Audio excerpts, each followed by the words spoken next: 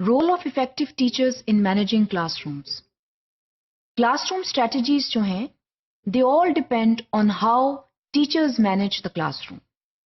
جو classroom strategies ہیں، classroom management strategies ہیں، وہ فلی ڈپینڈنٹ ہوتی ہیں ایک ٹیچر کے اوپر.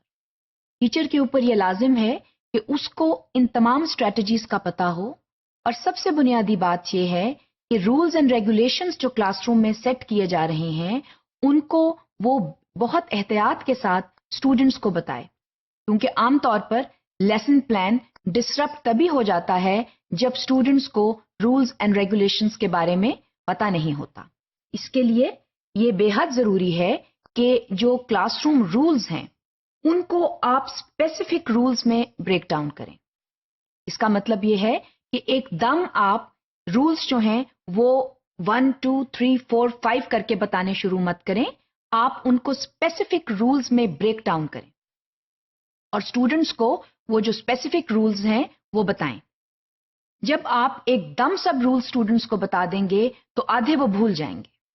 اس لیے آپ رولز کو بریک ڈاؤن کریں اور اسپیسیفک ایونٹس کے حساب سے ان رولز کو ان کو بتائیں، تاکہ اسٹوڈنٹس کو یہ معلوم ہو کہ کون سی کنڈیشنز میں کون سے رولز جو ہیں وہ لاگو ہوتے ہیں. اس کے لیے بے حد ضروری ہے کہ جو رولز ہیں ان کو آپ کلاس روم لیسن کا حصہ بنائیں. جیسے آپ لیسن پلان بناتے ہیں اور جیسے آپ اپنے لیسن کو ڈفرینٹ سٹیجز میں ڈیوائڈ کرتے ہیں، اسی طرح آپ اپنے کلاس روم رولز کو ایک لیسن کی شکل میں لے کر آئیں اور پراپر پروسیجرز کے تحت آپ ان کو بتائیں. اس میں یہ ہو سکتا ہے کہ آپ رولز کے بارے میں پریزنٹیشن کریں، آپ رولز کی ایگزامپل دیں، آپ رولز کو پریکٹس کر کے دکھائیں، اور اس کے ساتھ آپ اسٹوڈنٹ سے فیڈ بیک لیں.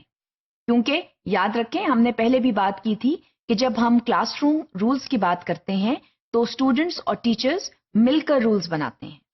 Students and teachers they sit together and mutually they construct rules.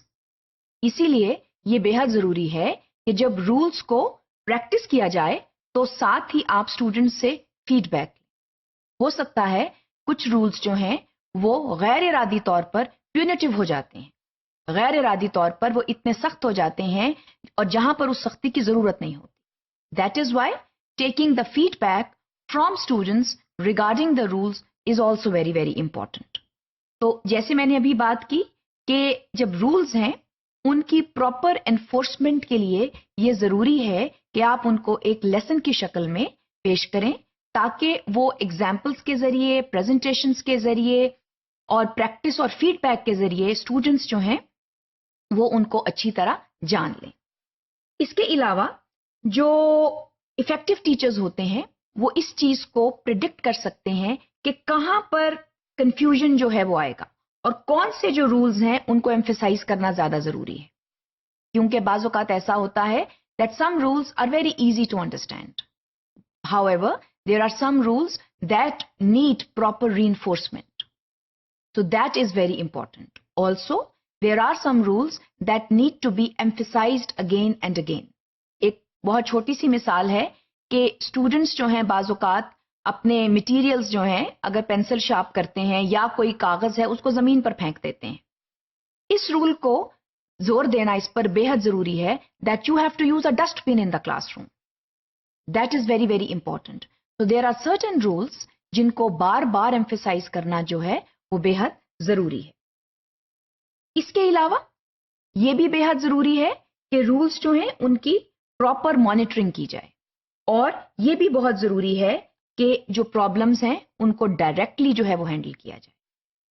This is all part of effectively handling a classroom, and that can only be done by learning the classroom management techniques, and this can only be done once a teacher effectively utilizes classroom management strategies.